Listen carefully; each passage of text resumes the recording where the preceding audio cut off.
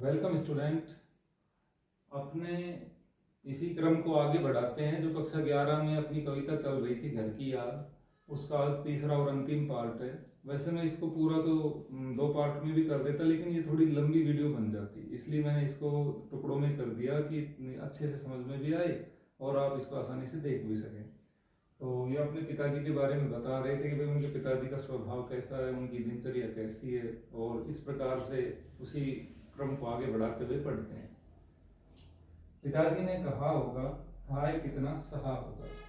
Bhavani Prasad Mishra jail में बंद रहते हैं और वहाँ बंद रहते हुए ये सोचते हैं कि आज मेरे पिताजी मुझको याद करके, सहज मानवीय स्वभाव के अंतर्गत उनके मन को कितनी पीड़ा हुई होगी कि मेरा बेटा आज जेल में बंद है। उन्होंने बड़ा कष्ट सहन किया होगा। कहाँ मैं रोता कहाँ हूँ, धीर में खोता कहाँ हूँ।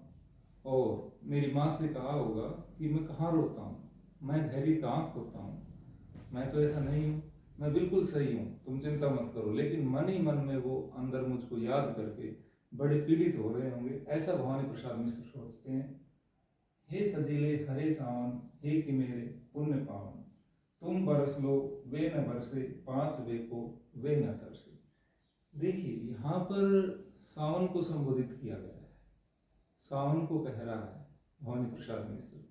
तो यहाँ पर कालिदास की परंपरा का निर्वहन हुआ है। जिस प्रकार से कालिदास ने मेघदूत में मेघ को संबोधित किया था और उसी प्रकार मेघों के माध्यम से संदेश पहुंचाया था, उसी प्रकार ये सावन के मेघों को, बादलों को कह रहा है कि हे सावन, हे मेरे पुण्य पावन, पुण्य पवित्र सावन, तुम खूब बरसो, कोई बात नहीं है, तुम बरसो अच्छी तरह से, लेकिन जो मेरे पिताजी हैं वो न बरसे, अर्थात वो रोए नहीं, आंसू नहीं बहाए, मुझको याद ना करे। पांच वे को वे न तरसे, और मुझ पांच वे को वो बिल्कुल याद नहीं करे। मेरी याद के द्वारा जो उनके मन में पीड़ा हो रही है वो उनको बिल्कुल ना हो। मैं मजे में हूँ, सही है, घर नहीं हूँ, बस यही है। मैं यहाँ सही तो हूँ, मजे में हूँ, आनंद में हूँ, मैं बस एक ही छोटा सा कष्ट है कि मैं घर में नहीं हूँ। यहाँ पर भी जो भवानी प्रसाद मिश्र है वो सही मन से अपने जो कष्ट है उसको छिपा रहे थे। पूरी जानकारी, पूरी बात वो नहीं कहना चाह रहे। किंतु यह बस बड़ा बस है, देखिए इस लाइन में आ भी गया है, किंतु यह बस बड़ा बस है, इसी बस में सब विरस है। कि कहने को तो मैं कह रहा हूँ कि बस यहाँ सही है सब कुछ, लेकिन मैं यहाँ पर बिल्कुल सही नहीं हूँ, अर्थात मेरा मन भी नहीं लग रहा है और यहाँ का जो वातावरण है वो बिल्कुल मेरे अनुकूल नहीं है। किंतु उनसे ये न कहना, किंतु मेरे पिता से ये बताना मत तुम जाकर के कि मैं इस तरह की, इस प्रकार की परिस्थितियों में यहाँ पर हूँ। उन्हें देते धीर रहना, कि मेरे परिवार वालों का धैर्य बंधाते रहना। उन्हें कहना लिख रहा हूँ, मेरे पिता को, मेरे परिवारजनों को कहना कि मैं जेल में भी हूँ तो कुछ न कुछ लिख रहा हूँ। उन्हें कहना पढ़ रहा हूँ, कि यहाँ पर रहकर भी मैं पढ़ रहा हूँ। काम करता हूँ, कि कहना मत करो कुछ शोक कहना, कि यहाँ पर काम कर रहा हूँ। ये मत कहना कि किसी प्रकार यहाँ पे मैं कष्ट में हूँ, दुख में हूँ। मेरे घर वाले जब मेरे बारे में से सोचे तो वो भी कष्ट की स्थिति में आ जाएंगे, दुख की स्थिति में आ जाएंगे। तुम ऐसा कुछ भी उन्हें आभास मत होने देना सावन, तुम बरस लो, बस मेरे परिवार वाले मुझको याद करके अश्रु नहीं बहाए। और कहना मस्त हूँ मैं, काटने में व्यस्त हूँ। ये कहना कि मैं यहाँ पर हर स्थिति में प्रसन्न हूँ और काटने में व्यस्त हूँ। ये जो काटने जो शब्द आया है, ये आया है उस समय। आज तो काफ़ी औद्योगिक क्रांति हो गई है, काफ़ी मशीनें आ गई है, तो जो कपड़े जो बनाया जाता है, हमारे वस्त्र जो बनाए जाते हैं वो मशीनों के द्वारा बनाए जाते हैं। लेकिन उस समय केवल चरखा होता था, चरखे पे रुई को पिरो करके धागा बनाया जाता था और उसी से खादी के वस्त्र बनते थे। तो जो चरखे से धागे बनाने की जो प्रक्रिया है, तो उसको चरखा चलाना या धागा काटना बोलते, सूत काटना। तो कह रहा है कि मैं यहाँ पर काटने में व्यस्त हूँ, चरखा चला रहा हूँ यहाँ पर। इस प्रकार से भवानी प्रसाद मिश्र जो हैं आगे बताते हैं। वजन 70 शेर मेरा और भोजन ढेर मेरा। अब वहां पे भवानी प्रसाद मिश्र कहते हैं कि मेरा वजन भी अभी 70 किलो है। शेर का मतलब यहाँ पर किलो से है, कि वजन मेरा 70 किलो है और भोजन ढेर मेरा, और मुझे अच्छा सा भोजन मिल रहा है, ढेर सारा खाना खा रहा हूँ मैं यहाँ पर, मुझे कोई परेशानी नहीं है। जेल में ऐसी बात वो सावन को संबोधित करके कह रहा है। कूदता हूँ खेलता हूँ, दुख डटकर ठेलता हूँ। कि यहाँ पे अच्छी तरह से खेलता कूदता हूँ, दुख आता है तो उसका सामना भी अच्छे से करता हूँ, प्रसन्नता के साथ करता हूँ। और कहना मस्त हूँ मैं, यो न कहना अस्त हूँ मैं। देखिए दोनों बातें कर दी, विरोधाभास कह दिया।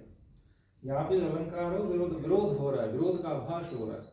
क्या कह रहा है? और कहना मस्त हूँ मैं बिल्कुल मस्त हूँ ये कहना, यूं न कहना अस्त हूँ मैं। तो इस लाइन में एक तरह से विरोध हो रहा है। जब विरोध का आभास हो तो वहां विरोधाभास अलंकार होता है। ध्यान दे, उनसे कहना कि मैं मस्त हूँ और साथ ही साथ ये भी कह रहे हैं कि ये मत कह देना कि मैं अस्त हूँ, अर्थात मेरी प्रसन्नता ही गायब हो गई है, मेरी खुशियां अस्त हो गई है, छिप गई हैं, ये मत बता देना। हाय रे ऐसा न कहना है कि जो वैसा न कहना, कि हे सावन सचमुच मेरी जो वास्तविक दशा है उस दशा को मेरे परिवार वालों को मत बताना।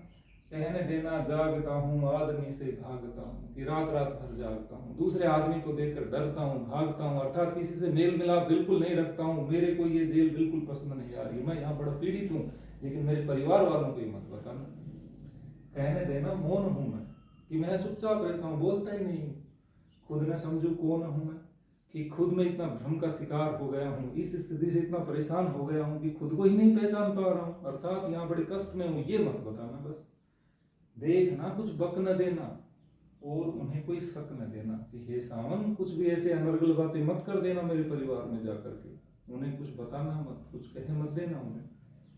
हे सजीले हरे सावन, हे कि मेरे पुण्य पावन, तुम बरस लो वे न बरसे, पांच वे को वे न तरसे, कि तुम खूब बरसो, खूब पानी बरसाओ, लेकिन वास्तव में मुझे याद करके उनकी आंखों में कभी अश्रु नहीं बरसे, वो कभी रोए नहीं। और इस प्रकार से इस कविता का समापन होता है। बड़ी ही भावुकता के साथ और बड़ी ही संजीदा अंदाज में भवानी प्रसाद मिश्र ने ये कविता लिखी थी। तो ऐसे ऐसे कवि हमारे यहाँ पर हुए हैं जो अपनी कविता के माध्यम से कितनी अच्छी बातें हमें बताते हैं, और हमारी पाठ्य पुस्तक में इतनी अच्छी कविताएं लिखी हुई है। देखिए अभी मैं आपको एक बात बता दूं इस वीडियो के माध्यम से, कि अभी शुरुआत है। हो सकता है कि कई बार शुरुआत में हम जिन अपेक्षाओं को अपने मन में लेकर के किसी भी चैनल पे आते हैं वो हमें कुछ अधूरी सी दिखाई दे, लेकिन आपको थोड़ा साथ देना होगा। मैं आपसे वादा करता हूं कि क्रमवार आपको सारी की सारी वीडियोज इसमें मिलेंगी, और उत्तरोत्तर जो कमियां हैं उनका निराकरण भी समय के अनुसार होता रहेगा चैनल पे। कई बार हो सकता है कि बोर्ड पे कुछ राइटिंग्स अच्छी नहीं दिखती हो, तो कुछ ये इनमें लगातार धीरे धीरे समय के साथ हर चीज़ में सुधार भी होगा। बस आप अपना स्नेह चैनल पे यूँ ही बनाते रहें और इन कविताओं का पढ़ करके आप लाभ भी उठाएं, और धीरे धीरे करके इसमें जो भी व्याकरण के टॉपिक, काव्य शास्त्र और जो अपने इतिहास साहित्य के टॉपिक हैं, हो सके तो जीके की सीरीज भी, ये सभी धीरे धीरे आगे इसमें जुड़ती चली जाएंगी। तो वीडियो को लाइक करें, चैनल को सब्सक्राइब करें। Thank you.